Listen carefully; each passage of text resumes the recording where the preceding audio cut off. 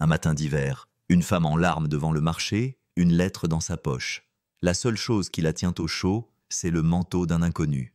Comment cet inconnu va-t-il changer sa vie pour toujours? Prends ton thé ou ton café et plonge-toi dans cette histoire émouvante. N'oublie pas de mentionner ta partie préférée dans les commentaires. Le vent soufflait plus fort que d'habitude ce matin-là, transperçant le manteau de Michael Turner comme s'il avait quelque chose de personnel contre lui.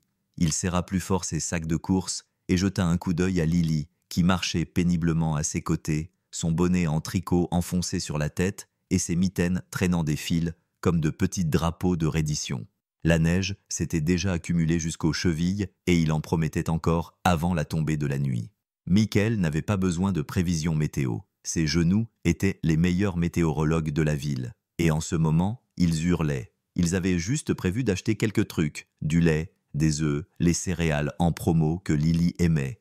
Mais Michael avait mal calculé le poids des 5 sacs pleins et la longue marche pour retourner à la voiture garée de l'autre côté du parking gelé. Lily proposa d'en porter un, mais il refusa. Elle n'avait que 7 ans. Elle ne devait pas se soucier des courses ou des factures. C'était son fardeau à porter. Il ouvrit le coffre et commença à charger les sacs lorsque Lily tira sur sa manche. « Papa » murmura-t-elle. « Pourquoi cette dame pleure-t-elle » Michael leva les yeux. De l'autre côté du parking, blottie près des chariots de retour, une femme était assise sur le trottoir. Elle leur tournait le dos, mais ses épaules tremblaient de petits spasmes irréguliers. Une main serrait un sac en papier. L'autre était pressée contre son front, comme si elle pouvait retenir ses émotions par la force. Il hésita. Ils étaient déjà en retard pour rentrer à la maison. Les routes étaient verglacées, et Dieu savait que son réservoir d'essence était à nouveau presque vide. Mais rien de tout cela n'avait autant d'importance que l'expression sur le visage de Lily. Elle ne demandait pas s'il pouvait aider. Elle demandait pourquoi personne d'autre ne l'avait déjà fait. Michael soupira et ferma le coffre. « Reste dans la voiture, d'accord » dit-il en ébouriffant son chapeau. Il s'approcha lentement, ses bottes crissant sur le trottoir glissant. La femme ne leva pas les yeux. « Madame » dit-il doucement, « vous allez bien ?» Elle sursauta et s'essuya rapidement le visage avec sa manche. « Je vais bien » répondit-elle trop vite, trop fermement. Michael ôta son manteau. « J'ai déjà entendu ce ton » répondit-il en le posant sur ses épaules. « Ça ne me trompe pas. » Elle finit par le regarder dans les yeux. Elle y voyait de la gratitude, certes, mais aussi quelque chose de plus profond, quelque chose de tourmenté. Et c'est ainsi qu'une tranquille matinée d'hiver commença à se transformer en quelque chose de bien plus grand que ce qu'ils auraient pu imaginer. Elle semblait ne pas être à sa place, trop soignée, trop élégante pour être assise sur le trottoir en béton glacé devant le Miller's Market. Mais elle était là, recroquevillée sur elle-même, un manteau fin enroulé étroitement autour de son corps, comme une armure qui avait connu de meilleures batailles. Le vent détachait des mèches de cheveux noirs de sa queue de cheval, les emmêlant sur son visage tandis qu'elle serrait contre sa poitrine un sac en papier brun, comme s'il s'agissait de la seule chose qui la maintenait debout. Michael ne voulait pas la fixer. Il ne s'attendait juste pas à voir quelqu'un comme elle dans un endroit comme celui-ci. Maple Hollow n'était pas vraiment une étape sur un itinéraire chic. Il avait déjà croisé des femmes en difficulté à l'époque où il travaillait de longues heures dans un magasin de pneus à l'extérieur de la ville. Mais là, on n'était pas en ville. C'était sa ville. Et il y avait quelque chose dans la façon dont elle gardait la tête baissée, clignant des yeux pour retenir les larmes qui montaient. Il ne pouvait pas s'en aller. Il s'est approché en s'éclaircissant la gorge, ses pas crissant sur les vieilles plaques de glace. Elle n'a pas bougé, n'a pas bronché, continuant simplement à fixer le trottoir strié de sel comme s'il détenait la réponse à une question qu'elle était trop fatiguée pour poser. « Ça va » a-t-il demandé à voix basse, prenant soin de ne pas l'effrayer. La femme a levé lentement les yeux, comme si cela lui demandait plus d'énergie que cela n'aurait dû. Ses yeux étaient rougis, mais sa mâchoire était fermement serrée, comme si elle ne voulait pas laisser un inconnu la voir s'effondrer à nouveau. « Je vais bien » dit-elle doucement, même si ses mains tremblaient en serrant le sac plus fort. Michael s'accroupit à quelques mètres d'elle, pas trop près, mais pas assez loin pour ignorer le tremblement dans sa voix. « Vous n'avez pas l'air d'aller bien. » Elle le laissa échapper un rire mi-sanglotant, mi-rire, qui se brisa dans l'air froid. Je ne savais pas qu'il y avait un code vestimentaire pour les crises émotionnelles. Michael sourit gentiment. « Non, c'est juste que ça attire l'attention quand on pleure devant une épicerie par 6 degrés. » Elle secoua la tête, plus gênée que bouleversée. « J'avais juste besoin d'1 minute, c'est tout. » Il acquiesça, tout en continuant à l'observer attentivement. Parfois, 1 minute, c'est trop long. « Tu veux aller dans un endroit plus chaud ?» Elle hésita, le regarda le siège enfant à l'arrière, puis le regarda à nouveau, et lentement, comme quelqu'un qui se demande s'il doit faire confiance à la gravité, elle murmura « Peut-être juste 5 minutes ». Michael n'hésita pas une seconde. Sa veste n'avait rien de spécial, juste un manteau en toile marron délavé, avec une déchirure près du poignet et une légère odeur d'huile de moteur dans les coutures. Mais elle était chaude, et c'était tout ce qui comptait pour le moment. Il l'enleva et la posa délicatement sur les épaules de la femme, avant qu'elle n'ait le temps de protester. Elle se raidit d'abord, puis cligna des yeux en le regardant comme si personne ne l'avait touché avec gentillesse depuis longtemps. Le manteau l'engloutissait, ses manches dépassant ses mains, mais elle ne le repoussa pas. « Personne ne devrait être seul par un froid pareil, » dit-il d'une voix calme. Il ne lui demanda pas ce qui s'était passé, ne chercha pas à obtenir de détails. Elle avait l'air d'avoir déjà subi suffisamment de questions. Elle ajusta le col, le rapprochant de son cou. « Merci », murmura-t-elle. « Je suis désolée. Je ne voulais pas, » dit-elle d'une voix brisée, avant de s'interrompre brusquement. Michael haussa légèrement les épaules. « Vous n'avez pas à vous justifier. On a tous des jours comme ça. » Elle baissa les yeux vers ses chaussures, qui semblaient chères, mais qui étaient fines et totalement inadaptées à ce temps. Son souffle formait des nuages irréguliers, tandis qu'elle essayait de se ressaisir. « Je n'avais rien prévu de tout ça. » Michael hocha la tête comme s'il comprenait, car d'une certaine manière, c'était le cas. La vie avait l'habitude de vous mettre à terre alors que vous teniez déjà à peine debout. Depuis l'intérieur de la voiture, Lily observait à travers la vitre embuée, son petit visage collé contre la vitre. Michael lui fit signe et lui sourit, puis se retourna vers la femme. « Écoutez, » dit-il doucement, « je n'essaie pas de vous faire peur ou de vous questionner, mais si vous avez besoin qu'on vous emmène quelque part, n'importe où, mais dans un endroit plus chaud que ce trottoir, je peux vous aider. » Pendant un instant, elle ne répondit pas.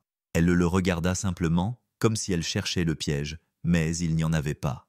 Juste un homme en chemise de flanelle et jean usé qui lui offrait quelque chose de bien plus rare que de la pitié. « Je m'appelle Michael », ajouta-t-il en lui tendant la main gantée.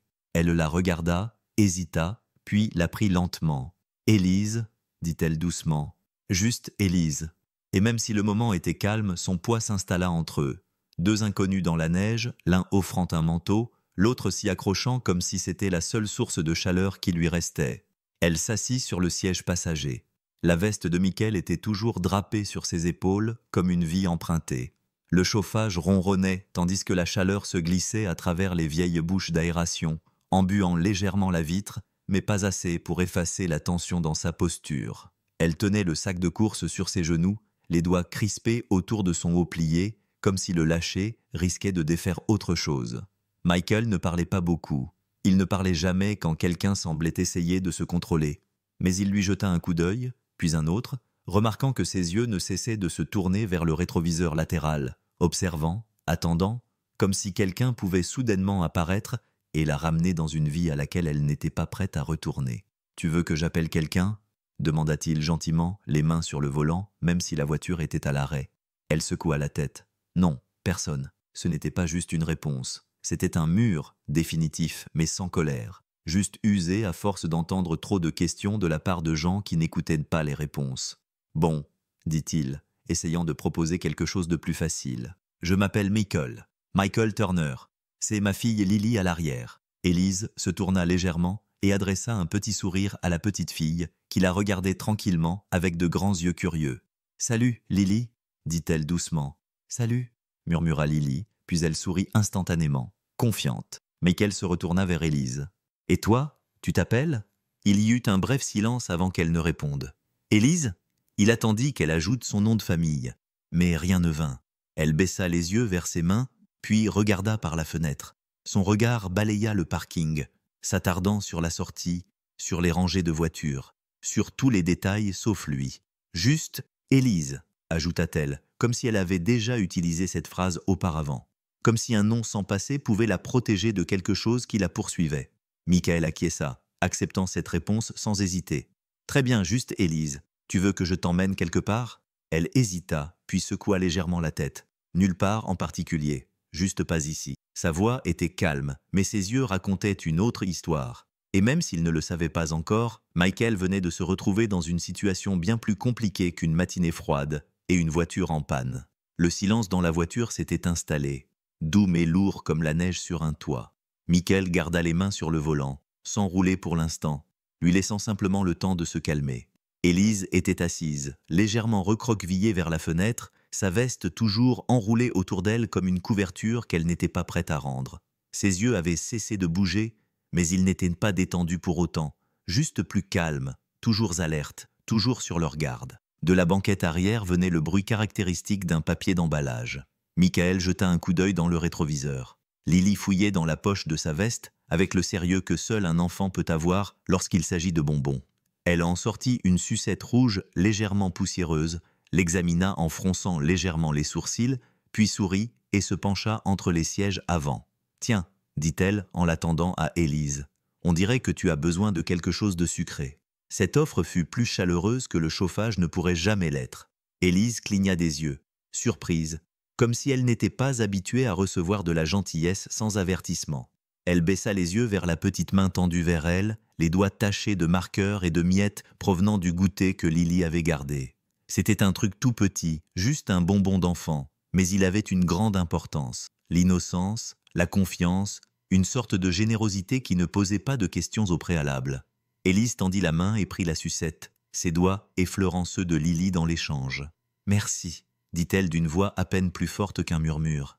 Michael vit la scène. Il vit la tension dans les épaules d'Élise se relâcher légèrement. Il vit ses lèvres esquisser un sourire timide et rare, le premier qu'il lui voyait depuis le début de la matinée. Lily se rassit, satisfaite, fredonnant maintenant, comme si sa tâche était terminée. Élise tourna la sucette dans sa main pendant un moment avant de la déballer. Elle la plaça délicatement entre ses lèvres et ferma les yeux juste une seconde.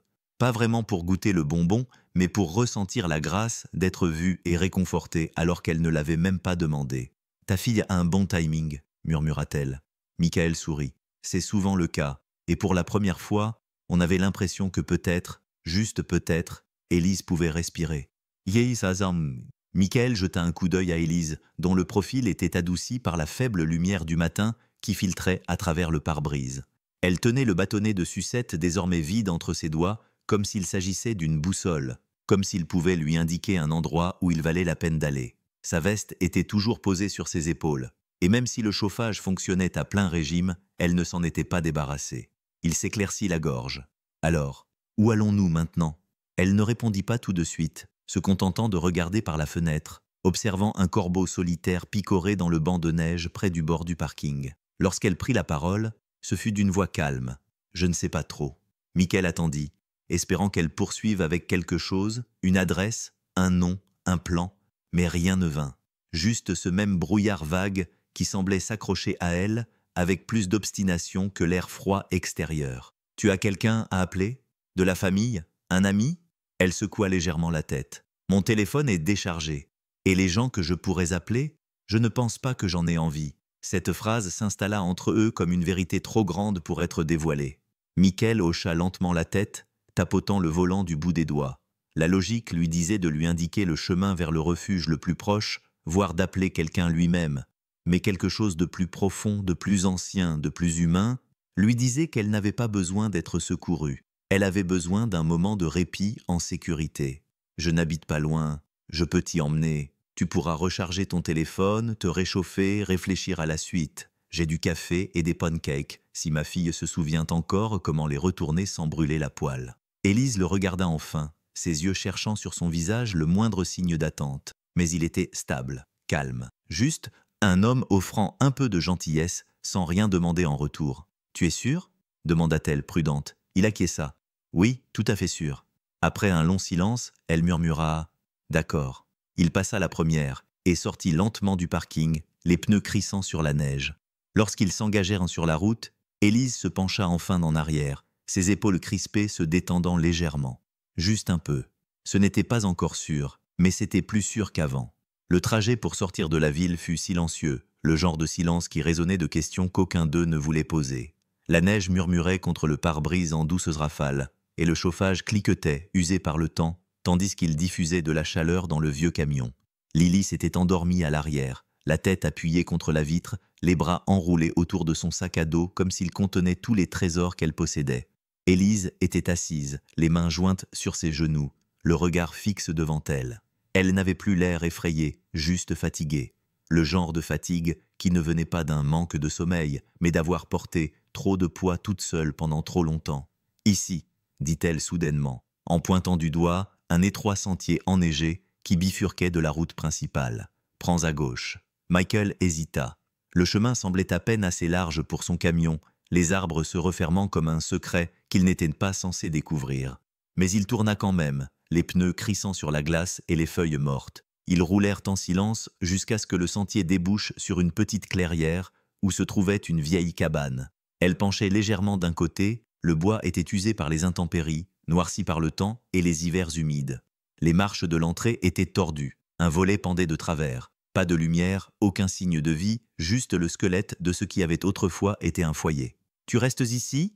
demanda Michael, essayant de ne pas laisser transparaître son incrédulité dans sa voix. Élise acquiesça. « C'est à moi. Ou plutôt ça appartenait à mon père. Il venait ici pour s'éloigner de tout. » Elle marqua une pause. « Je suppose que je fais la même chose. » Michael s'agita sur son siège, mal à l'aise. « Y a-t-il du chauffage ?»« Il y a une cheminée, dit-elle. Et j'ai apporté du bois la semaine dernière. Et pour l'eau, je me débrouillerai. » Il voulait discuter. Il voulait lui dire qu'elle n'avait pas besoin de jouer à la survivante juste pour prouver qu'elle en était capable. Mais quelque chose dans son regard l'en empêcha. Elle n'avait pas besoin d'être sauvée. Du moins, pas à voix haute. « Je viendrai voir si tout va bien dans quelques jours, » dit-il à la place. « Si tu as besoin de quoi que ce soit, tu as mon numéro. » Elle acquiesça, déjà tendue vers la poignée de la porte. « Merci, Michael. »« Vraiment ?» Alors qu'elle sortait, Michael la regarda traverser la cour enneigée et déverrouiller la porte. Elle ne se retourna pas. Il resta assis là un long moment avant de repartir, la poitrine serrée. Il ne savait pas ce qui la hantait ni ce qu'elle fuyait, mais quelque chose dans cette cabane lui semblait trop calme, trop vide. Cette nuit-là, le vent hurlait à travers les arbres, s'engouffrant dans les fissures des vieux murs de la cabane comme s'il avait tout à fait le droit d'être là. Élise se tenait au milieu de la petite cuisine, émitouflée dans 3 couches de pull et le manteau de Michael, les yeux rivés sur l'évier. Elle ouvrit à nouveau le robinet, mais rien, pas même une goutte. Les tuyaux avaient gelé. Elle ferma les yeux et expira lentement et profondément. Son souffle formait un nuage visible qui flottait dans l'air comme de la fumée. La cabane était plus froide que dans ses souvenirs, plus froide qu'elle n'aurait dû l'être pour un endroit qui avait autrefois accueilli le rire de son père. Sa vieille guitare désaccordée, ses recettes écrites au crayon et maculées à force d'être utilisées. Elle essaya son téléphone pour la 3e fois, toujours déchargé, toujours sans réseau. Le chargeur qu'elle avait apporté était inutile sans électricité, et le petit panneau solaire qu'elle avait glissé dans son sac n'avait pas vu le soleil de toute la journée. Elle était seule, et maintenant, elle était vraiment seule. Elle se dirigea vers la cheminée et s'agenouilla à côté, empilant quelques bûches avec ses mains tremblantes. Ses doigts s'étaient raides à cause du froid, maladroits et peu coopératifs, mais elle réussit à allumer une allumette et à la tenir près du petit bois. La flamme prit lentement, vacillant comme si elle aussi ne savait pas si elle voulait rester. Une fois que le feu commença à prendre de l'ampleur, elle s'assit contre le mur, ramenant ses genoux contre sa poitrine, le sac de course toujours posé près de la porte, contenant un pain et un pot de beurre de cacahuètes, rien d'autre. C'était tout ce qu'elle avait pu attraper en fuyant ce matin-là. Elle n'avait pas prévu de rester longtemps. Elle n'avait pas prévu d'avoir besoin de quoi que ce soit, juste d'espace. Mais l'espace avait un prix. Les doigts tremblants, Élise fouilla dans la poche latérale de son sac et en sortit une vieille photo froissée. Son père, souriant devant cette même cabane, les bras autour de ses épaules, les joues rougies par le rire. Elle la fixa jusqu'à ce que sa vue se brouille, le souvenir la frappant plus fort que le froid ne pouvait le faire. « Je ne sais pas ce que je fais, papa », murmura-t-elle. Les larmes revinrent, plus discrètes cette fois. Pas de sanglots dramatiques, juste un lent dénouement. Personne ne la regardait maintenant. Plus besoin de porter de masque, juste le feu, le silence et la vérité. Au matin, le vent s'était calmé, mais le froid persistait. Le monde à l'extérieur de la cabane était enveloppé d'un silence pesant, le genre de silence qui donnait l'impression que tout était suspendu, figé, non seulement en termes de température, mais aussi en termes de temps. À l'intérieur, Élise se réveilla lentement, le corps raide, les membres recroquevillés sous une couverture usée près de la cheminée mourante. L'air lui piquait le nez et une légère odeur de cendre s'accrochait à ses vêtements. Elle s'assit et se frotta les yeux. Pas de rêve, juste une douleur persistante derrière les côtes qui lui donnait l'impression d'avoir retenu son souffle pendant des jours. Puis vint le bruit des pneus crissant sur la neige. Elle redressa brusquement la tête. Elle s'approcha prudemment de la fenêtre, le cœur battant, et jeta un coup d'œil à travers le verre givré. Un vieux camion rouillé entra dans la clairière, le même que la veille. Michael. Bien sûr que c'était Michael. Il sortit lentement, son souffle formant un nuage devant lui, tenant 2 sacs et un thermos en acier cabossé. Il ne frappa pas tout de suite, restant là un instant, les yeux scrutant le vieux Porsche comme s'il n'était pas sûr d'être le bienvenu. Élise ouvrit la porte avant qu'il ne le fasse. « Tu n'avais vraiment pas besoin de faire ça, » dit-elle, la voix rauque à cause du froid. Il lui offrit un sourire en coin. « Je ne voulais pas que tu meures de froid avant de me rembourser cette sucette. » Elle faillit sourire. Faillit. Il brandit le thermos. « Du chocolat chaud, pas du café. Je me suis dit que le chocolat passerait mieux à cette heure-ci. » Elle s'écarta sans un mot. Une invitation silencieuse qui ne passa pas inaperçue. Il entra et regarda autour de lui, observant les murs de guingois, la faible lueur des braises, la fatigue sur son visage. « Les tuyaux sont gelés ?» demanda-t-il. Elle acquiesça, croisant les bras. Entre autres choses. Michael posa les sacs sur la table branlante et en sortit une miche de pain, de la soupe instantanée, des allumettes, des piles et une boîte de crackers en forme d'animaux. « C'est Lily qui les a choisis », dit-il en haussant légèrement les épaules. « Ça aide à se sentir moins seul. »« Bédis ça. » Élise regarda les crackers puis le regarda. Elle n'a pas tort. Il lui tendit le thermos et elle le prit à 2 mains, laissant la chaleur imprégner sa peau. « Pourquoi es-tu vraiment venu ?» demanda-t-elle après un long silence. Michael haussa les épaules. « Peut-être que j'ai juste eu des doutes à l'idée de laisser quelqu'un affronter seul la tempête. » Élise ne discuta pas. Cette fois, elle ne le renvoya pas. Michael répara un robinet qui fuyait, réchauffa de la soupe pour le déjeuner et mit une lessive dans la vieille machine à laver qui grinçait de plus en plus fort à chaque cycle. Lily était assise en tailleur sur le canapé, grignotant des tranches de pommes et zappant d'une chaîne de télévision à l'autre avec un ennui désinvolte, la télécommande trop grande dans sa petite main. Elle s'arrêta lorsqu'elle vit un chien dans une publicité, puis continua à zapper. Clic, une émission de cuisine. Clic, un vieux dessin animé. Clic. Puis, « Papa !» appela-t-elle. Michael était en train de se sécher les mains avec un torchon lorsqu'il entra dans le salon. « Oui, ma chérie. » Lily désigna l'écran. « Ce n'est pas mademoiselle Élise ?» Il se figea. L'écran montrait une image nette d'une jeune femme, aux cheveux foncés, aux yeux verts, aux pommettes indéniables, même sous l'éclairage légèrement surexposé de la photo de la conférence de presse. Élise. La légende sous sa photo disait « L'héritière des hôtels Sinclair, toujours portée disparue. Aucune piste confirmée. » Dadia, si qui détidisse. Michael s'assit lentement, le torchon toujours serré dans sa main. La journaliste continua, d'une voix pressante, mais assurée. Élise Sinclair, fille du défunt magnat de l'hôtellerie Thomas Sinclair, est portée disparue depuis plusieurs semaines. Sa famille et ses représentants légaux ont publié un communiqué l'exhortant à prendre contact. Le patrimoine Sinclair reste dans l'incertitude, le conseil d'administration reportant toute décision en son absence. Aucun acte criminel n'est suspecté, mais les spéculations continuent de s'intensifier. Soudain, Michael n'entendit plus le reste. Il était trop occupé à fixer la femme à l'écran, la même femme qui s'était blottie sur le siège passager, buvant du chocolat chaud, enveloppé dans son manteau, et se détendant tranquillement. Il se souvenait de ses hésitations, de la façon dont ses yeux ne restaient jamais immobiles, du poids derrière ses mots lorsqu'elle disait qu'elle ne voulait appeler personne. Ce n'était pas juste une période difficile. Elle ne fuyait pas seulement la douleur, elle fuyait un monde qui attendait d'elle qu'elle porte une couronne qu'elle ne voulait clairement pas. « Elle a des problèmes ?» demanda Lily, d'une voix à peine plus forte qu'un murmure. Michael ne répondit pas tout de suite. Il se contenta de couper le son de la télévision et de fixer l'image figée du visage d'Élise. « Je ne sais pas », finit-il par dire, « mais je pense que les problèmes la poursuivent depuis longtemps. » Le lendemain matin, Michael ne s'embêta pas à faire les courses ou à faire la conversation. Il n'emmena pas Coco. Il se contenta de rouler sur la route sinueuse, dans un vent glacial, le cœur de plus en plus lourd à chaque kilomètre parcouru. L'image du visage d'Élise aux informations s'était gravée dans son esprit. Pas seulement Élise, Élise Sinclair, l'héritière Sinclair. Ce visage qui apparaissait dans les magazines, les invitations à des galas, les brochures d'hôtels, et qui, d'une manière ou d'une autre, se retrouvait recroquevillé dans une cabane oubliée à l'extérieur de Maple Hollow, dormant près d'une cheminée avec des tuyaux gelés et des biscuits en forme d'animaux sur la table. Lorsqu'il arriva à la cabane, il se gara, mais ne sortit pas tout de suite. Ses mains agrippaient le volant tandis que son souffle embuait le pare-brise. Une partie de lui voulait repartir, faire comme s'il ne savait rien, la laisser se cacher si c'était ce dont elle avait besoin. Mais une autre partie de lui, plus forte, plus stable, savait qu'elle méritait aussi qu'il lui dise la vérité. Fini les faux semblants. Il frappa doucement.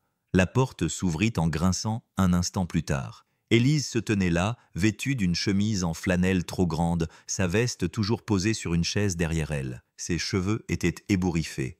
Elle ne souriait pas. « Tu l'as vu », dit-elle d'un ton neutre. Il a hoché la tête. « Entre », ajouta-t-elle en s'écartant. À l'intérieur, le feu brûlait mieux qu'avant. Elle avait au moins compris quelque chose, mais la tension dans la pièce était palpable, indéniable. Michael se tenait près de la cheminée, les mains dans les poches. « Pourquoi tu ne m'as rien dit ?» Élise ne bougea pas. « Est-ce que ça aurait changé quelque chose si je l'avais fait ?» Il marqua une pause. « Peut-être pas pour moi, mais tu étais dehors, seule, à grelotter. Tu n'avais pas à l'être. » Elle s'appuya contre la table, les bras croisés. « C'est justement ça, Michael.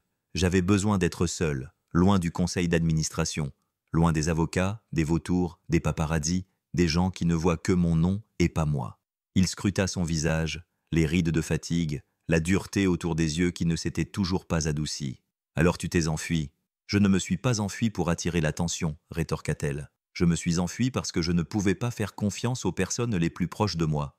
Mon père est mort, et avant même que j'aie pu faire mon deuil, ils étaient déjà là, prêts à se partager tout ce qu'il avait construit, y compris moi. » Sa voix se brisa. « Ils ne veulent pas que je dirige, ils veulent que je signe, que je sourie, que je me taise. » La voix de Michael s'adoucit. « Et toi, qu'est-ce que tu veux ?» Elle le regarda, les yeux humides mais provoquants. « Je veux me souvenir de qui j'étais avant l'argent, avant les hôtels, avant de faire la une des journaux. » Michael n'insista pas. Il se contenta d'acquiescer et s'assit en face d'elle. « Alors, commençons par là. » Élise s'assit sur le plancher usé à côté de la cheminée, les jambes repliées sous elle et une tasse de chocolat chaud à moitié vide réchauffant ses mains. La cabane était baignée de la douce lueur orange du feu. Les ombres dansaient sur les murs comme les fantômes silencieux d'un passé dont elle n'avait parlé à personne jusqu'à présent. Michael ne dit rien. Il s'assit à côté d'elle, les coudes sur les genoux, se contentant d'écouter. Il savait qu'il valait mieux attendre qu'elle comble le silence à son rythme. « Quand mon père est mort, » dit-elle enfin d'une voix basse, « tout s'est passé très vite. Les funérailles, la presse, les réunions du conseil d'administration. Je n'ai même pas eu le temps de respirer avant qu'ils ne commencent à décider qui je devais être. » Elle fixait les flammes comme si elle renfermait l'histoire qu'elle essayait de mettre en mots. Ils ne l'ont pas dit ouvertement, pas au début, mais ensuite sont venues les suggestions. Des alliances stratégiques, des partenariats, puis elle a ri amèrement. Un mariage arrangé, bien sûr, avec le fils d'un des principaux actionnaires. Michael cligna des yeux. « Attends, tu étais fiancée ? » ?»« Pas vraiment, » dit-elle en secouant la tête. « On m'a offerte comme un pion d'échec en me disant que c'était une décision responsable pour l'avenir de l'entreprise, que l'amour était un luxe et que l'héritage était un devoir. » Les mots étaient lourds. J'avais l'impression d'étouffer sous mon propre nom, continua-t-elle. Sinclair était soudainement devenu une marque, pas une famille, pas une personne, juste un actif de l'entreprise. Elle leva les yeux vers lui, le regard à vif. Mon père a bâti cet empire à partir de rien, Michael. Je l'ai vu manquer des anniversaires, travailler malgré la maladie, prendre des appels au milieu de la nuit, et j'ai bêtement cru que tout ça aurait un sens quand il me le transmettrait. Elle détourna le regard, clignant rapidement des yeux. Mais dès qu'il est parti, les gens qui prétendaient se soucier de moi m'ont transformé en stratégie, en image à protéger, en rôle à jouer. « Alors je suis partie, » murmura-t-elle. « J'ai fait ma valise, pris un peu d'argent et je suis venue ici, dans cette cabane. C'était le seul endroit où je pouvais penser sans qu'on me demande quoi que ce soit. » Michael hocha lentement la tête. « Tu n'as pas seulement fui les autres, tu t'es enfui vers toi-même. » Élise le regarda comme si elle ne s'en était pas rendue compte avant qu'il ne le dise. « Oui, » dit-elle. « Je pense que oui. » Le feu avait faibli, projetant de longues ombres sur les murs de la cabane, celles qui s'étiraient comme des rappels silencieux de tout ce qui n'avait pas été dit. Michael s'appuya contre le cadre de la porte, les bras croisés, regardant Élise plier délicatement la couverture qu'elle avait utilisée la nuit précédente et la ranger dans une caisse près de la cheminée. Elle bougeait comme quelqu'un qui avait besoin de contrôler les petites choses, parce que les grandes lui avaient échappé depuis longtemps. « Tu n'as pas à rester ici à grelotter, dit-il d'une voix calme mais ferme. Viens chez moi pour quelques nuits. Le canapé est convertible et Lily ne s'en formalisera pas.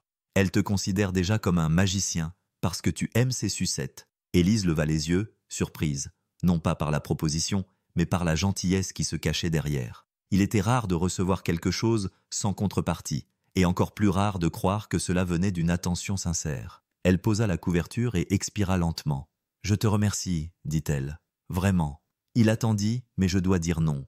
Mickaël pencha la tête, le regard en coin. Elle hésita, comme si elle cherchait la bonne façon de dire à un homme comme lui, un homme qui réparait des choses pour gagner sa vie, que ce n'était pas quelque chose qui pouvait être réparé avec de la chaleur et un abri. « Parce que j'ai été prise en charge toute ma vie, dit-elle finalement, par du personnel, par des conseillers, par des gens qui souriaient avec leur bouche et mentaient avec leurs yeux.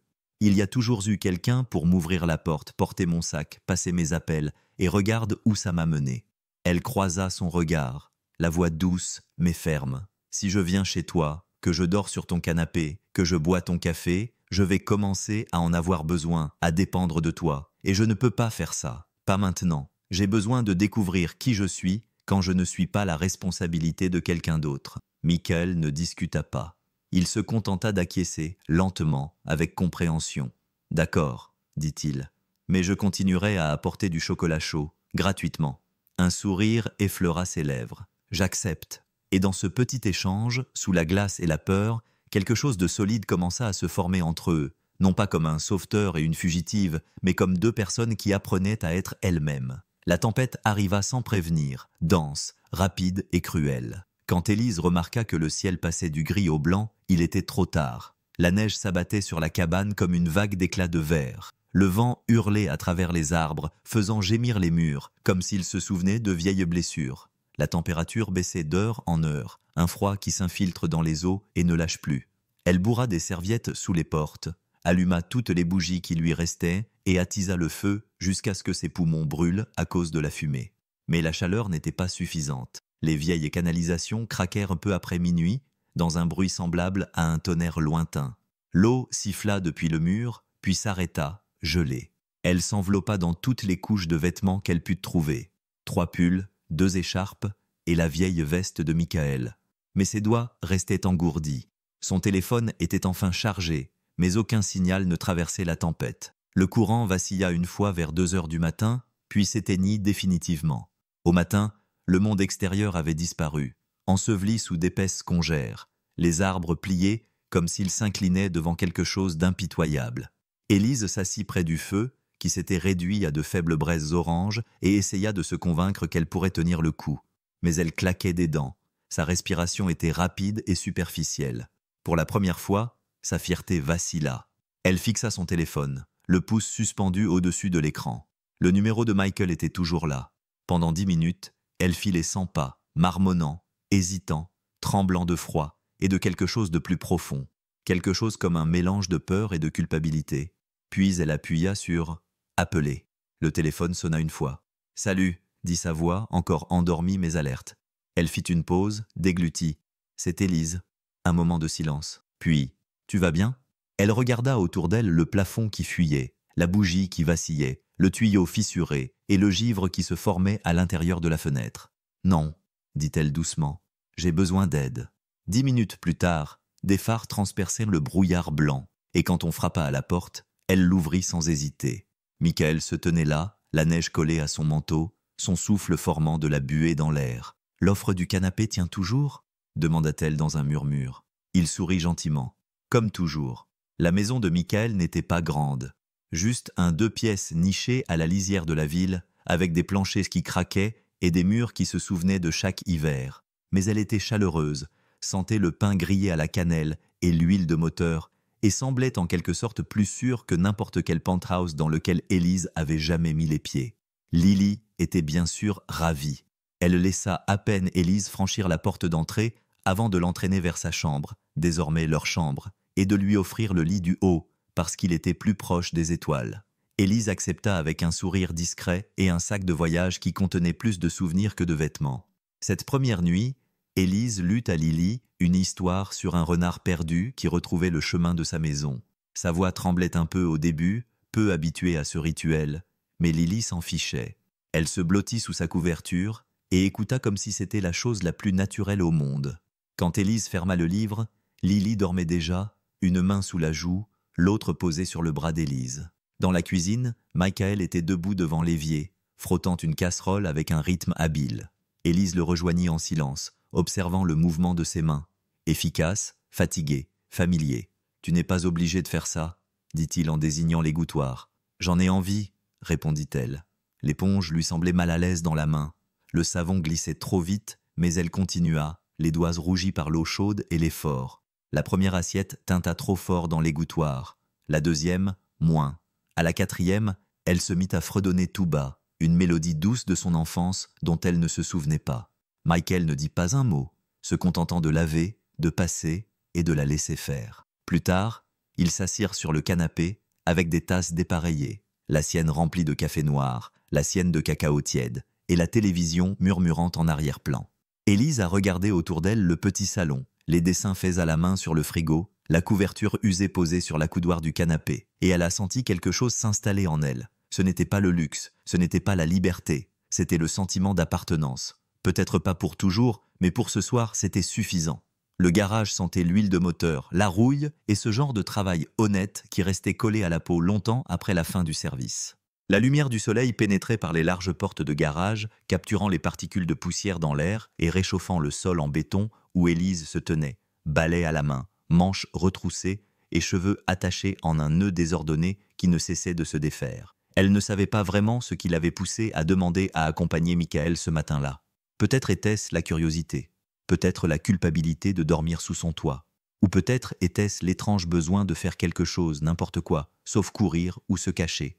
Au début, il eut l'air surpris, puis, sans un mot, il lui tendit une paire de lunettes de sécurité et lui indiqua le coin le plus éloigné. Commence par cet établi. Il prend la poussière depuis avant que Lily sache marcher. Elle balaya, tria et empila les objets qu'elle ne savait pas nommer en petits tas bien ordonnés. Elle trouva un rythme étrange dans cette activité. Le grattement satisfaisant du métal sur le béton, le cliquetis des boulons classés par taille. Ici, pas de salle de réunion, pas de projection trimestrielle, juste de la saleté, des outils et les grognements occasionnels de Michael sous un camion soulevé. À midi, elle lui tendait des clés comme une assistante chevronnée. « Non !» grogna-t-il. « C'est une clé à douille. » Elle cligna des yeux en la tenant en l'air. « Ce ne sont pas toutes des clés ?» Michael gloussa sous la voiture. Si quelqu'un avait dit ça dans cet atelier il y a 5 ans, le vieux Jensen aurait fait une crise cardiaque. « Notez », dit-elle en changeant soigneusement d'outil. Tout au long de la journée, elle a appris la différence entre une courroie de distribution et une courroie serpentine, où se trouvaient les bougies d'allumage, et pourquoi une huile qui ressemblait à du sirop était un mauvais signe. Sa manucure avait disparu depuis longtemps, écaillée et oubliée, et elle n'avait jamais été aussi fière de ses mains tachées. Plus tard, alors qu'elle était assise sur le trottoir devant l'atelier, buvant une gorgée d'eau tiède, la graisse maculant sa joue, Michael s'est assise à côté d'elle. « Pas mal pour une débutante », dit-il. Elle sourit. « Avant, je lisais les critiques trimestrielles des hôtels pendant le petit déjeuner. Aujourd'hui, j'ai appris que les voitures ne roulent pas simplement parce qu'on le souhaite. » Michael haussa un sourcil. « Tu commences à comprendre. » Elle rit vraiment, pour la première fois depuis des semaines. Des clés et de l'émerveillement. Pas mal comme échange pour un passé brisé. La maison était calme ce soir-là, enveloppée d'une chaleur qui ne venait pas seulement du chauffage qui ronronnait doucement dans les bouches d'aération, mais aussi de l'odeur de quelque chose qui cuisait. Des brownies tout prêts, à moitié brûlés sur les bords et parfaits au milieu. Michael les avait préparés après le dîner, plus comme une offre de paix, après une journée difficile à l'atelier que comme un dessert. Élise l'avait aidé, cassant les œufs avec un peu trop d'enthousiasme, riant lorsque la coquille tombait dedans et que Michael la repêchait avec un couteau à beurre. Maintenant, Lily était assise en tailleur sur le sol du salon, des crayons de couleur éparpillés autour d'elle comme un rayon de soleil, la langue tirée du coin de la bouche en signe de concentration. Élise était allongée sur le canapé, un bras sur les yeux, trop fatiguée pour bouger, mais trop contente pour aller se coucher tout de suite. « J'ai presque fini », marmonna Lily. 10 minutes plus tard, elle s'approcha doucement, un morceau de papier flottant dans sa main. « Tiens », murmura-t-elle, « j'ai fait ça pour toi. » Élise se redressa lentement et prit le dessin, le souffle coupé, avant même d'en comprendre la raison. C'était rudimentaire, bien sûr. Les couleurs des crayons dépassaient des lignes, les proportions étaient complètement faussées. Mais c'était beau d'une manière qu'aucune photo ne pouvait l'être. Une maison avec une cheminée de travers et un soleil qui souriait trop largement. 3 silhouettes se tenaient devant, une grande avec des cheveux bruns et des yeux bleus, intitulée « Papa ». Une petite avec des nattes, intitulée « Moi ». Et une au milieu, un peu plus grande que Lily, avec de longs cheveux noirs et un cœur rouge dessiné sur son t-shirt. En dessous, en lettres noires vives, notre nouvelle famille. Élise cligna des yeux, la poitrine serrée par une émotion trop forte pour être exprimée. Lentement, elle leva les yeux vers Lily. « Tu penses vraiment que c'est notre famille ?» Lily acquiesça. « Je sais que c'est le cas. » Et c'était tout. Plus tard dans la nuit, alors que la maison était plongée dans l'obscurité et que Lily ronflait doucement dans le lit superposé en dessous, Élise plia le dessin et le glissa sous son oreiller comme un secret qu'elle n'était pas prête à dévoiler au monde, mais qu'elle voulait garder près d'elle, au cas où. La clochette au-dessus de la porte du garage tinta, mais ce n'était pas le tintement habituel d'un client qui avait besoin d'une révision. C'était plus aigu, plus délibéré, comme quelqu'un qui avait répété son entrée. Michael leva les yeux dessous le capot d'une Chevrolet rouillée et s'essuya les mains sur un chiffon.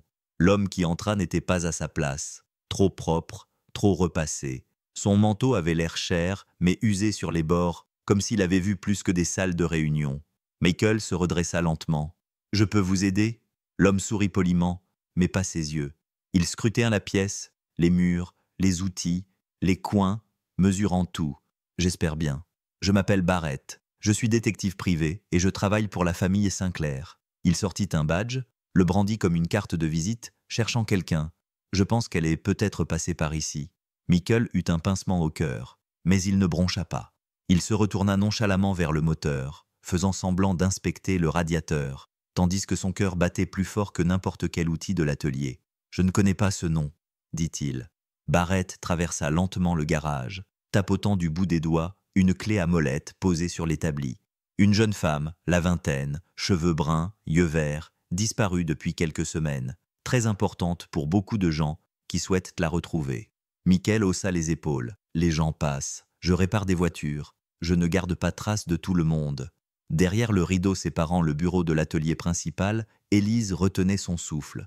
Elle se tenait immobile, collée contre le mur, les doigts enfoncés dans l'ourlet de son pull. Elle pouvait entendre chaque mot, chaque pas, chaque craquement des chaussures de l'enquêteur sur le béton, et elle savait qu'un seul bruit déplacé, un seul mouvement du rideau, et la vie qu'elle était en train de se construire, disparaîtrait comme si elle n'avait jamais existé. Barrett s'arrêta finalement près de l'entrée. « Eh bien, si vous voyez quelqu'un correspondant à cette description, j'apprécierais que vous m'appeliez. » Michael le regarda dans les yeux. Bien sûr, l'homme partit. Pas de crissement de pneus, pas de menace, juste le même tintement sec de la clochette lorsqu'il sortit dans le froid. Une minute passa, puis une autre. Michael finit par passer derrière le rideau. Élise était toujours là, pâle, secouée, silencieuse. Il ne lui demanda pas si elle allait bien. Il se contenta de dire « Il ne te trouvera pas ici ». Et elle le crut, car lorsque Michael Turner mentait, c'était uniquement pour protéger la vérité qui comptait. Le dimanche matin arriva comme un souffle retenu trop longtemps qui finissait par être libéré. Pas de sirène, pas de coups à la porte, pas de gros titres. Juste la lumière dorée de l'aube qui se glissait par la fenêtre de la cuisine, capturant les grains de poussière en suspension et réchauffant le sol en linoléum usé. L'odeur de vanille et de pâte à crêpes emplissait l'air, et quelque part en arrière-plan, la radio diffusait une chanson trop ancienne pour que Lily la connaisse, mais elle la fredonnait quand même. Élise se tenait devant la cuisinière, vêtue du sweat à capuche de Michael, les manches retroussées 3 fois, tenant la spatule comme si c'était un outil indispensable. La première crêpe était sortie bancale, la deuxième était légèrement brûlée sur un bord, mais la troisième était parfaite. Lily, perchée sur le comptoir, du sirop déjà sur la joue, la déclara officiellement parfaite. Michael se pencha dans l'embrasure de la porte, les bras croisés, les regardant toutes les deux avec un regard qu'il n'arborait pas souvent. Une aisance comme si le monde avait retiré son pied de sa poitrine un instant et l'avait laissé respirer. Ils mangèrent à la petite table ronde près de la fenêtre, les coudes se cognant, les rires montant doucement entre 2 bouchées. Élise versait le sirop comme s'il s'agissait d'or. Lily fit un sandwich à la crêpe avec du beurre de cacahuète et mit Michael au défi de le goûter. Il le fit une grimace, et ils rirent tous jusqu'à ce qu'Élise doive essuyer les larmes de ses yeux. Après le petit déjeuner, ils s'habillèrent avec des gants et des manteaux dépareillés et sortirent dans le jardin recouvert de blanc. La neige craquait sous leurs pieds, fraîche et intacte. Lily courut la première, se jetant dans la poudreuse avec un rire sauvage, et Élise la suivit, riant de cette manière spontanée à laquelle elle s'habituait encore. Michael fit une boule de neige, la lança doucement dans le dos d'Élise, et la bataille commença. Ce qui a suivi n'avait rien d'élégant. Ce n'était pas gracieux, c'était désordonné, ridicule, plein de cris et de glissades, et un ange de neige qu'Élise a insisté pour ne pas compter parce que Lily avait marché sur une aile. Mais quelque part dans ce chaos, quelque chose de rare s'est produit. La paix, pas le silence, pas la sécurité, mais un sentiment profond et tranquille que, pour une fois, personne n'avait besoin d'être ailleurs. Pas besoin de courir, pas besoin de se cacher, juste être là, ensemble. Quand ils sont rentrés, les joues rougies et les vêtements trempés, Élise s'est arrêtée à la porte. Elle a regardé autour d'elle, Michael secouant la neige de ses bottes, Lily retirant ses mitaines mouillées et a murmuré, presque pour elle-même, « Je me sens chez moi ici ». Et pour la première fois, elle ne s'est pas immédiatement corrigée. Tout a commencé avec un tiroir mal fermé dans l'établi. Élise était arrivée tôt au garage, espérant surprendre Michael en mettant de l'ordre dans le chaos qu'il appelait son système de rangement, qui, à son grand effroi, consistait en des boîtes de café étiquetées au marqueur et des vis triées plus par intuition que par logique. Elle tira sur une poignée rouillée et le tiroir resta coincé. Après un coup sec, il céda et s'ouvrit dans un bruit qui résonna dans l'atelier comme un secret qui voulait être révélé. À l'intérieur, c'était le bazar, des douilles, des rondelles, une photo pliée de Lily enfant, les joues barbouillées de graisse et, nichée au fond, une petite boîte en velours. Élise s'est figée. Elle ne voulait pas fouiner. Elle ne l'a même pas ouverte tout de suite. Mais quelque chose dans son emplacement, la façon soignée dont elle était cachée parmi tout le reste, a éveillé sa curiosité sans qu'elle ait l'impression de s'immiscer dans l'intimité de quelqu'un. Ça semblait personnel, discrètement sacré. Elle ouvrit la boîte. À l'intérieur se trouvait une délicate bague en argent. Sa surface était ternie par le temps, mais elle était intacte, simple. Pas de pierre, pas d'éclat, juste une douce gravure à l'intérieur, jusqu'à la fin de la route. Elle la regardait toujours quand Michael entra, s'essuyant les mains avec un chiffon. « Tu l'as trouvé », dit-il doucement, sans surprise dans la voix. Élise leva les yeux, partagés entre l'excuse et le respect. « Je ne voulais pas fouiner. » Il secoua la tête. « Tu ne fouinais pas. Elle trouve qui elle veut. » Elle leva la bague avec précaution. « Elle est magnifique. » « C'était la sienne, » dit-il d'une voix basse, le regard lointain. « Grace, ma femme. » Élise resta silencieuse. Elle me l'a donnée avant que je parte travailler dans un autre état. Elle m'a dit que ce n'était pas pour toujours, juste pour la route, juste pour me rappeler que je reviendrais. Il s'assit sur le tabouret en face d'elle. Je suis revenu, mais le cancer se moquait bien des promesses. Elle est partie avant que Lily ait 3 ans. Élise ne lui offrit pas de platitude, ne chercha pas les mots justes. Elle tint simplement la boîte à 2 mains comme si c'était un objet sacré, puis la referma doucement et la lui rendit. « Je suis désolée, dit-elle, et ce n'était pas creux. » Michael acquiesça. « Moi aussi. » Et dans ce moment de calme, entourée de graisse et de chagrin, Élise fit quelque chose qu'elle s'autorisait rarement. Elle se contenta d'écouter. Le cimetière se trouvait à la lisière de la ville voisine, niché entre un bosquet de pins bruissants et une chapelle en pierre qui n'avait pas accueilli de service religieux depuis des années. La route qui y menait était sinueuse et à moitié oubliée, et c'est précisément pour ça qu'Élise l'avait choisie. Elle portait son manteau boutonné jusqu'au cou, son écharpe bien serrée, les doigts enroulés autour d'un petit bouquet de lys blanc. Michael conduisait sans poser de questions. Lily dormait sur la banquette arrière, la tête appuyée contre la vitre. Quand ils se sont garés, Élise est sortie la première, ses bottes craquant doucement sur le gravier recouvert de neige.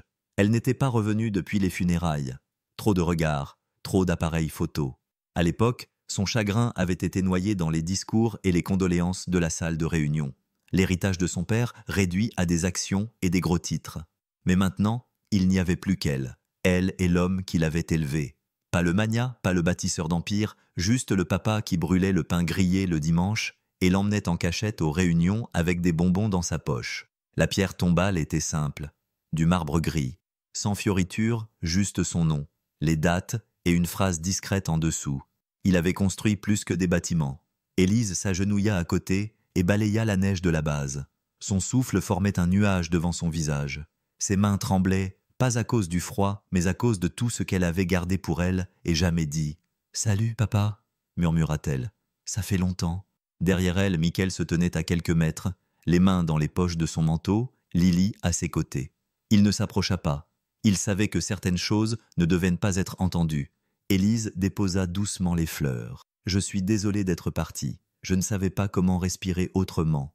Ils ont essayé de faire de moi quelqu'un que je ne reconnaissais pas, et je les ai laissés faire. Je pensais que si je m'enfuyais, je pourrais comprendre. Qui je suis, qui tu m'as élevé pour être. » Sa voix tremblait. « Je ne suis pas prête à diriger, mais je pense que je suis prête à rentrer à la maison. » Le vent se leva, faisant bruisser les arbres comme s'il répondait. Elle se leva lentement, s'essuyant les yeux avec la manche du vieux sweat à capuche de Michael. Quand elle se retourna, Lily tendit la main et la prit sans un mot.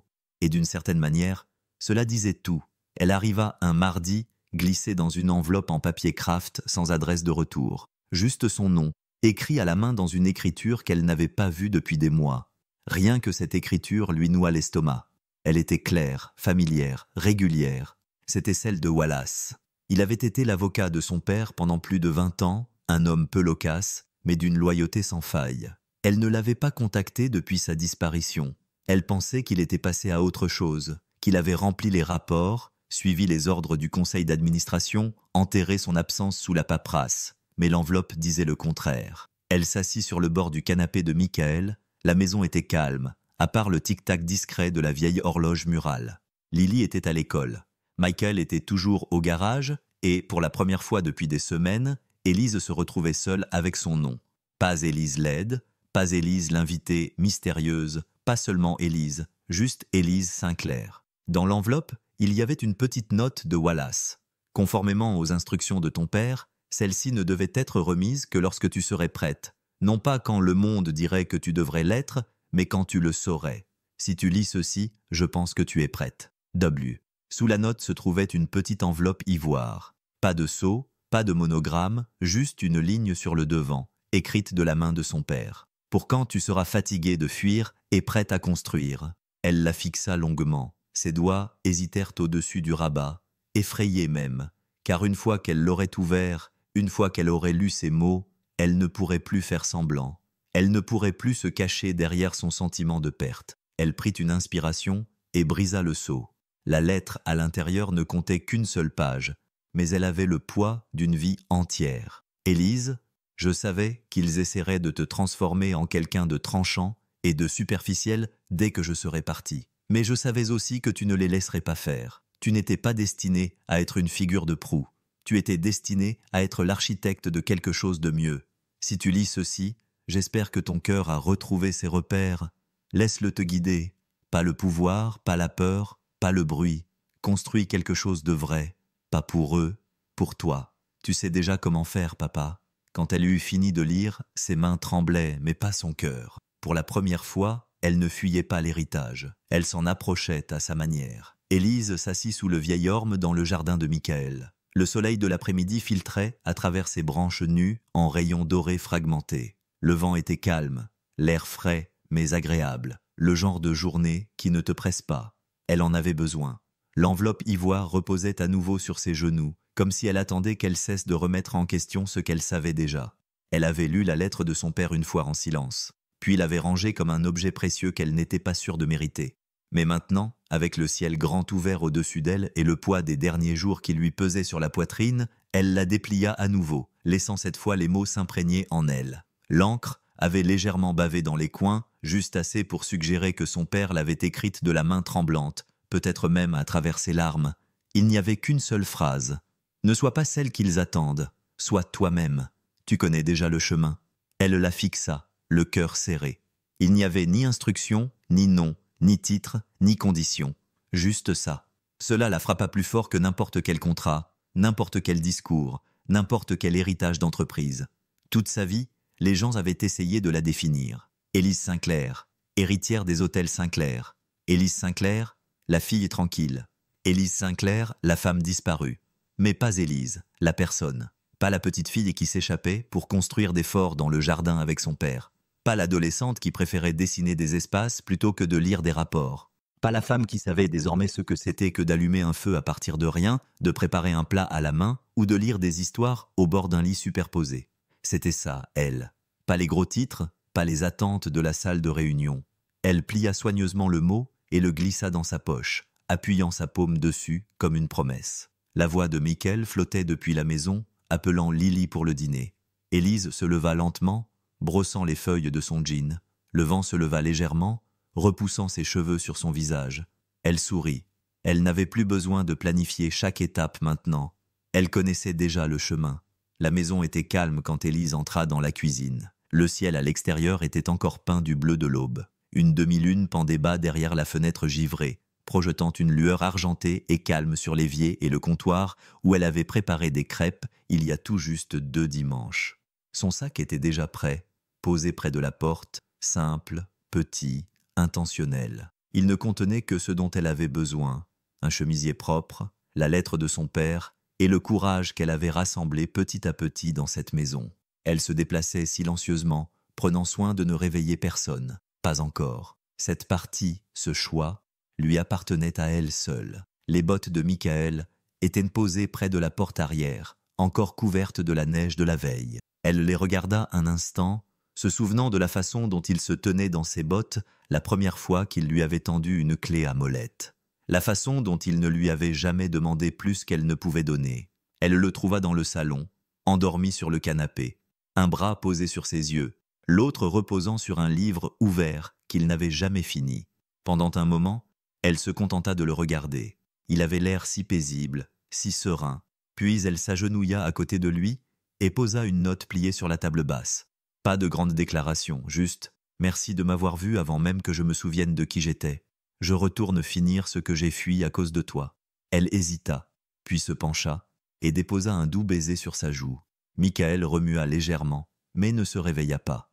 Élise se leva, la gorge serrée mais ferme. Elle prit son sac, ferma son manteau et jeta un coup d'œil dans le couloir. La porte de la chambre de Lily était fermée, son dessin de famille toujours collé dessus, flottant légèrement dans le courant d'air. Élise sourit et murmura « Je reviendrai ». La porte moustiquaire grinça en s'ouvrant, puis se referma doucement derrière elle. Le froid l'accueillit comme un vieil ami, vivifiant, vif, mais honnête. Elle descendit les marches du porche et s'enfonça dans le calme du matin où un taxi l'attendait au bout de l'allée. Elle rentrait, non pas en tant que Sinclair, ni en tant que vedette, mais en tant qu'Élise. La maison semblait différente sans elle. Ce n'était pas seulement l'absence d'une voix ou le bruit des pas qui résonnaient dans le couloir. C'était le silence qui s'ensuivait, un calme doux et persistant qui s'installait sur tout. Le canapé restait bien rangé.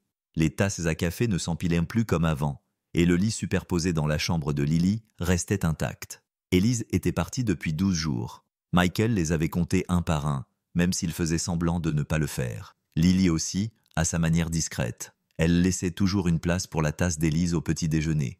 Elle dessinait toujours 3 personnes dans ses dessins de famille, même si son prof lui avait dit que 2 suffisaient. Parfois, après le dîner, elle regardait longuement par la fenêtre, comme si elle attendait un coup à la porte qui ne venait jamais. Michael l'observait de plus près ces derniers temps, mesurant la façon dont elle souriait, la fréquence à laquelle son sourire atteignait ses yeux, la rapidité avec laquelle il s'estompait quand personne ne la regardait. Un soir, alors que le soleil se couchait derrière les arbres et que le monde extérieur devenait doré et calme, Lily grimpa à côté de lui sur la balancelle du porche. Elle ramena ses genoux contre sa poitrine, les serrant fort, ses cheveux repliés sous son menton, comme si elle se préparait à affronter quelque chose d'invisible. « Tu crois qu'elle va revenir ?» demanda-t-elle doucement. Michael ne répondit pas tout de suite. Il regarda la route, vide et calme. Puis il expira et passa un bras autour de ses petites épaules. « Je pense, dit-il lentement, que certaines personnes entrent dans ta vie pour te rappeler ce qu'est de l'espoir, même si elles ne peuvent pas rester pour toujours. » Lily resta silencieuse pendant un long moment. Puis elle hocha la tête une seule fois et appuya sa tête contre sa poitrine. Elle donnait à tout un aspect magique, murmura-t-elle. Michael ferma les yeux et la serra un peu plus fort contre lui. « Oui, dit-il, c'est vrai. » Et même si la balancelle craquait sous leur poids et que le vent soufflait dans les arbres, le silence qui régnait n'était pas vide. C'était juste de l'attente. La pluie tomba d'abord doucement, tapotant légèrement sur le toit en tôle. Mais à la tombée de la nuit, elle se transforma en une averse constante et implacable, du genre qui brouille les contours du monde, et donne l'impression que tout est suspendu dans la mémoire. Michael était assis à la table de la cuisine, une tasse de thé qui refroidissait entre ses mains, la lumière du porche toujours allumée par habitude, pas par espoir. Lily était allée se coucher tôt, épuisée par une répétition de pièces de théâtre où elle jouait un écureuil, avec trop de répliques et pas assez de sang-froid. Michael avait applaudi le plus fort dans le public. Il le faisait toujours, mais même dans les applaudissements, il y avait un écho manquant, un regard vers la foule qui ne s'était jamais posé sur son visage. Puis il y eut un coup à la porte, 3 coups légers, pas forts, pas désespérés, juste là.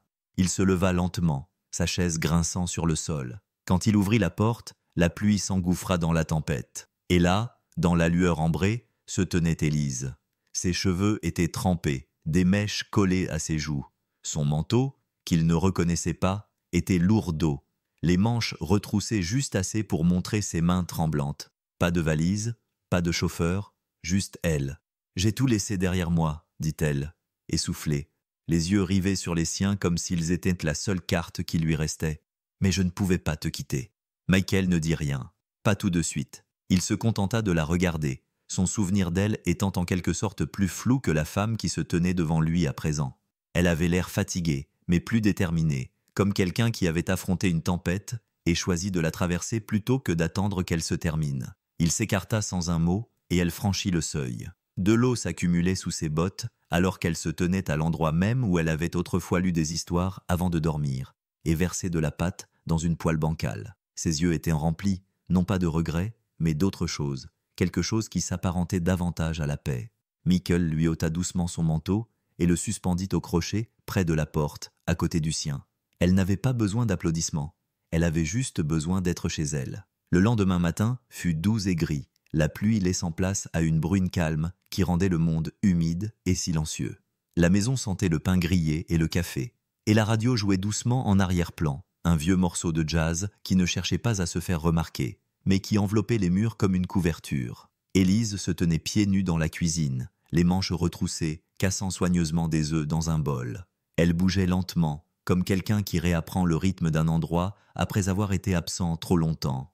Michael était assis à table et la regardait, non pas avec suspicion ou avec des questions, mais avec l'émerveillement silencieux de quelqu'un qui réalise qu'un moment perdu a retrouvé son chemin.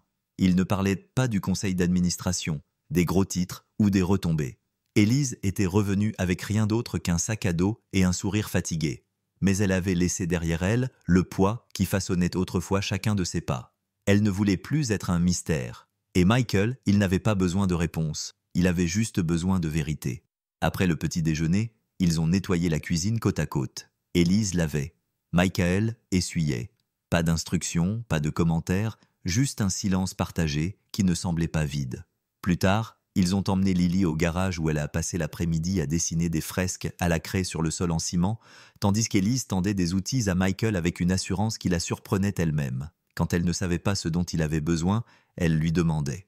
Quand elle le savait, elle souriait discrètement tandis qu'il approuvait d'un signe de tête. Ils ne sont pas retombés dans ce qu'ils étaient avant. Ils n'ont pas essayé. Cette fois-ci, il ne s'agissait pas de reprendre là où ils s'étaient arrêtés. C'était quelque chose de nouveau. Le soir, ils se promenaient sous les vieux chênes qui bordaient la route secondaire et discutaient de choses sans importance. Ils parlaient de la façon dont les nuages ressemblaient à de la farine renversée ou du fait que l'école de Lily était déjà en train de distribuer les rôles pour la pièce de théâtre de l'hiver. Ils ne précipitaient pas les conversations, les pauses ou la proximité. Il ne s'agissait pas de réparer quoi que ce soit, ni le passé, ni leur relation. Il s'agissait de construire quelque chose qui n'avait pas besoin d'être parfait, mais seulement réel. Et pour la première fois, ils ne jouaient pas de rôle. Ils étaient juste Élise et Michael, qui recommençaient ensemble. La mairie était plus bondée que d'habitude. Le genre de participation réservé aux changements de zonage controversés ou au débat annuel sur le concours de Chili. Mais ce soir-là, c'était différent. Personne ne savait exactement pourquoi la réunion avait été convoquée, juste qu'une nouvelle proposition était à l'ordre du jour, présentée discrètement par quelqu'un qui n'avait pas pris la parole en public depuis son retour. Élise était assise près de l'avant, les cheveux tirés en arrière. Pas de blazer de créateur ni de garde du corps, juste un jean, un cardigan et ce même regard déterminé qu'elle avait ramené avec elle. Quand son nom a été appelé, elle s'est levée lentement et s'est dirigée vers le podium, non pas en tant que Sinclair, ni en tant que personnalité médiatique, mais en tant que voisine. Elle s'est éclaircie la gorge, le micro grésillant légèrement. « Bonsoir », a-t-elle commencé. « Certains d'entre vous me connaissent sous le nom d'Élise. D'autres connaissent une version de moi à travers les médias ou les rumeurs, mais ce soir, je suis juste quelqu'un qui a observé le fonctionnement de cette ville et, plus important encore, la manière dont elle vient en aide. » Elle brandit un petit dossier. « J'ai rédigé une proposition pour créer un fonds communautaire qui soutiendrait les petites entreprises, offrirait des prêts à faible taux d'intérêt et aiderait les startups locales à se remettre sur pied. Ces dernières années ont été difficiles pour beaucoup de gens. Et je sais par expérience à quel point il est facile pour les personnes au pouvoir d'oublier d'où elles viennent. » Des murmures curieux et prudents parcoururent de la salle. « Je ne demande ni attention, continua-t-elle, ni reconnaissance. En fait, le fonds ne portera pas mon nom. Je l'ai appelé l'initiative de la récolte, parce que cette ville sème depuis longtemps les graines de la gentillesse. Je pense qu'il est temps de l'aider à grandir. » Elle s'est éloignée du micro et a attendu. Le silence était pesant, mais pas hostile. Juste réfléchi. Le maire Jenkins s'est levé et a hoché la tête. Puis une autre voix s'est fait entendre à l'arrière, celle du vieux Harper, qui n'avait pas pris la parole en public depuis l'effondrement du toit de la bibliothèque. « Elle a raison », a-t-il dit. « Il est temps que quelqu'un donne à cette ville plus que des discours. » Puis les votes ont été exprimés un par un. Les mains se levèrent. Aucune objection, à l'unanimité. Élise expira lentement. Un poids qu'elle n'avait pas nommé se soulevant de sa poitrine. Pas d'applaudissements, pas de cérémonie, juste des hochements de tête, des murmures d'approbation et une file de personnes qui lui serrèrent la main après coup, non pas à cause de qui elle était, mais à cause de ce qu'elle avait fait. Et cela signifiait plus que son nom n'avait jamais signifié. Le soleil était déjà bas lorsqu'ils rentrèrent à la maison. La soirée était assez chaude pour laisser la porte ouverte, laissant entrer l'odeur de la terre humide et de la fumée de bois lointaine. Élise s'assit sur les marches du porche, ses chaussures à ses côtés, une tasse de thé entre les mains.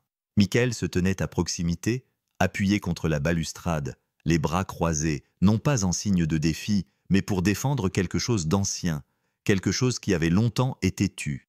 Elle leva les yeux vers lui, remarquant qu'il regardait les arbres plutôt qu'elle. « Ça va » demanda-t-elle doucement. Il acquiesça. « Alors non.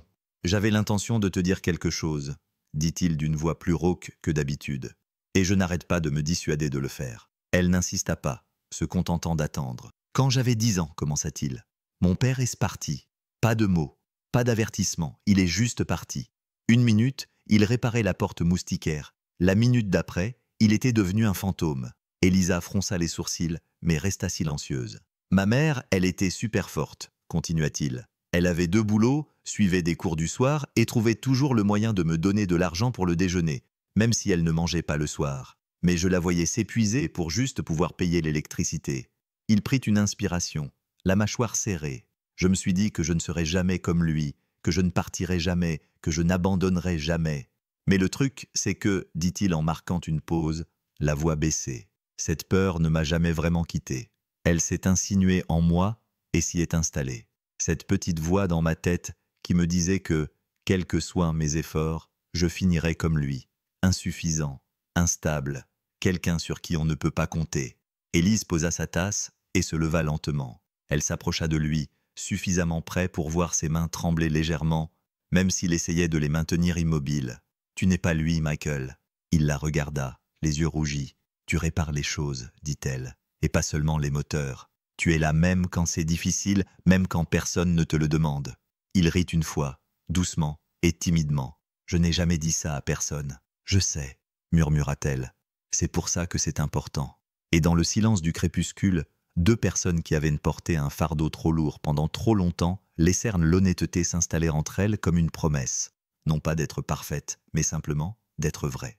La pluie revint comme un vieux souvenir, douce au début, à peine plus qu'un murmure sur le toit, puis régulière, persistante, s'enroulant autour de la maison comme si elle se souvenait de chaque mot qui avait été prononcé sous elle. Élise se tenait devant l'évier de la cuisine, regardant les gouttes courir sur la vitre, les mains enroulées autour d'un torchon qu'elle n'utilisait pas vraiment. La maison était calme, à l'exception du rire lointain de Lily provenant de sa chambre et du rythme patient de la pluie. Michael entra derrière elle, d'un pas léger et familier. Il ne dit rien au début, se contentant de s'appuyer contre l'encadrement de la porte et de l'observer. Il y avait quelque chose dans sa façon de se tenir, calme, sans précipitation, qui rendait l'atmosphère différente. Pas vraiment plus légère, juste plus stable. « Tu aimes toujours la pluie ?» demanda-t-il doucement. Elle tourna la tête juste assez pour voir son sourire. « Je crois que oui, maintenant. » Il traversa lentement la pièce, marchant avec précaution sur le vieux parquet. Elle ne bougea pas, continuant à regarder l'eau glisser sur la vitre comme si elle avait un autre endroit où aller. « La tempête devrait durer toute la nuit, » dit-il. Elle acquiesça. Quelle dure. Le silence s'installa entre eux, chaleureux et tacite. Dehors, le vent secouait les branches. À l'intérieur, il n'y avait qu'eux. Deux personnes qui s'étaient autrefois tenues aux antipodes l'une de l'autre, désormais unies par quelque chose qu'aucun d'eux n'avait besoin de nommer. Michael tendit doucement la main pour lui prendre la serviette des mains et la mettre de côté. Ses doigts effleurèrent les siens, et elle ne se retira pas. « Je ne sais pas quand ça a commencé, » dit-il à voix basse, « mais je ne veux pas que ça s'arrête.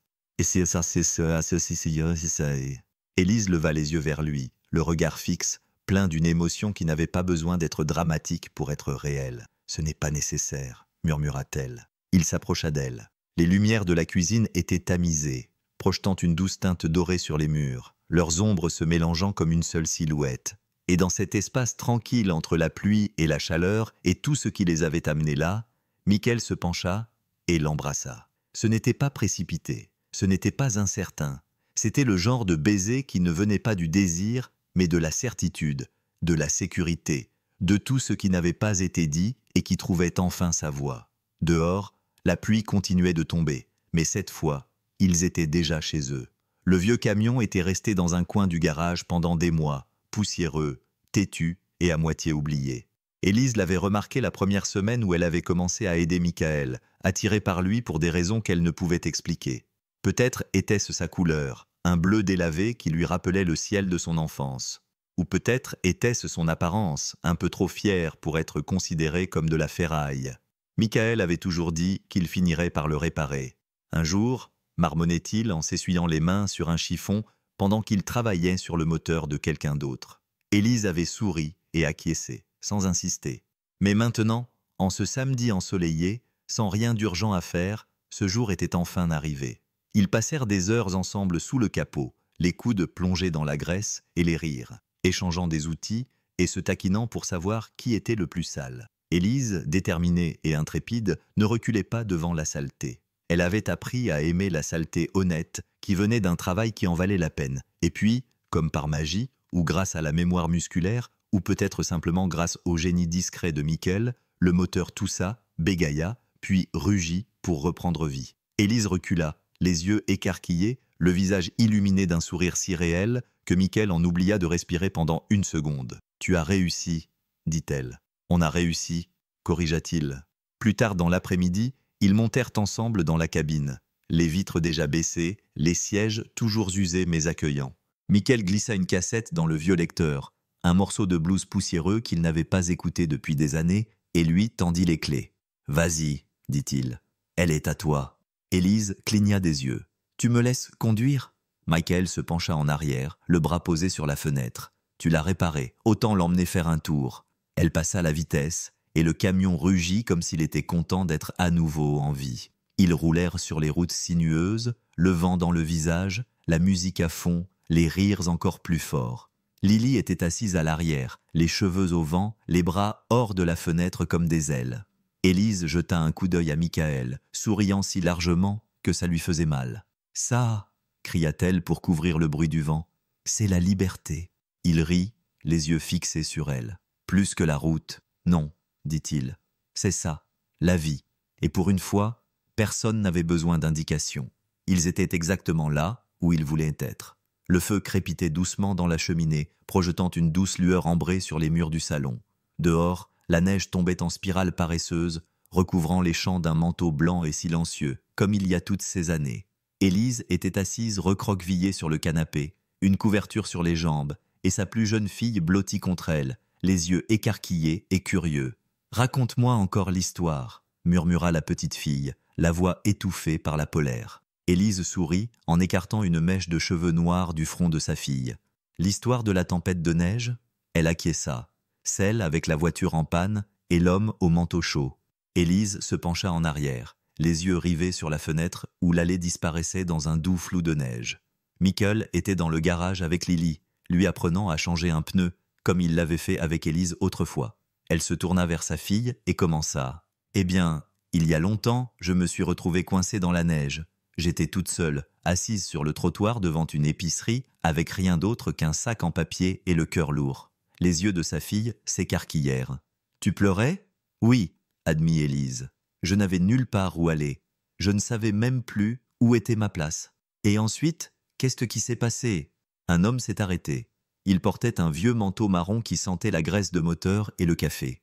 Il me l'a donné sans me demander pourquoi je pleurais. Il ne connaissait pas mon nom. Il se fichait de qui j'étais avant. Il m'a juste aidé. C'était papa ?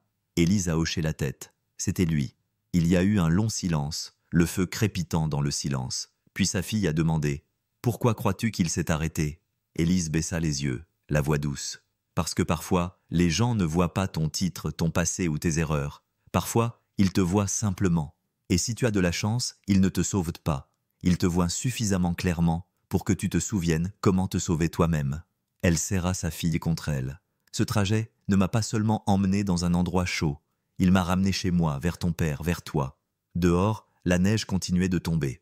À l'intérieur, Élise tenait entre ses mains le miracle de son passé et l'avenir qu'elle ne savait pas qu'elle était en train de construire. Un petit geste de gentillesse inattendu à la fois.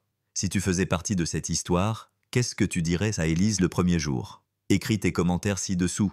Si tu penses aussi que la gentillesse change une vie, n'oublie pas d'aimer la vidéo et de t'abonner. Partage cette histoire avec un ami qui pourrait l'apprécier pour que la gentillesse se propage.